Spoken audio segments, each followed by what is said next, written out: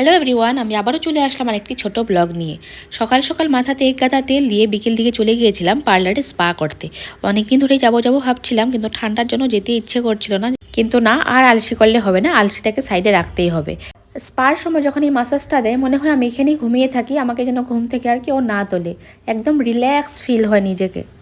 Spa হয়ে যাওয়ার পর আয়নাতে একটু দেখে নিচ্ছিলাম নিজেকে। এদিকে পার্লার থেকে বের হয়ে সোজা চলে গিয়েছিলাম মামার বাড়িতে। আজকে মামার বাড়িতে সব বোনরা মিলে আমরা একটু ইভিনিংটা কাটাবো সুন্দরভাবে, সেটাই প্ল্যান করেছি। সেটার জন্যই তাপসী আর আমি দোকানে গিয়েছিলাম কিছু খাবার আনতে। বাইরে কিছু খাবার এনে ঘরেই আমরা সুন্দর করে টাইমটা স্পেন্ড করব। আমাদের সবার আড্ডার জায়গা হলো আমাদের এই মামার বাড়ি, মানে আমার মামার বাড়ি, ওদের বাবার বাড়ি।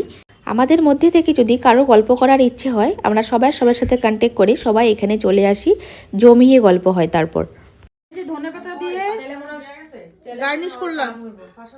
ধন্যবাদ। আর কি পেঁয়াজ। এদিকে পূজার দায়িত্ব করছে, আর আমাদের বড় দিদি সবার জন্য চা করে নিয়ে এসেছে, দেখো।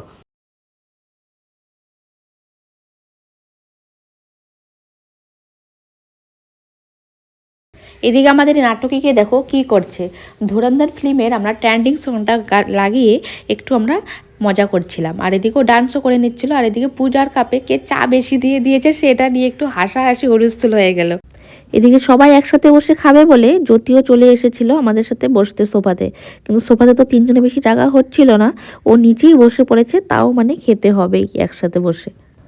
আমরা সবাই হাসাহাসি হুলস্থুল করে খাচ্ছিলাম, কিন্তু তাপসী এক মনে মগ্ন হয়ে চাই খাচ্ছে, শুধু চা প্রেমিক মানুষ।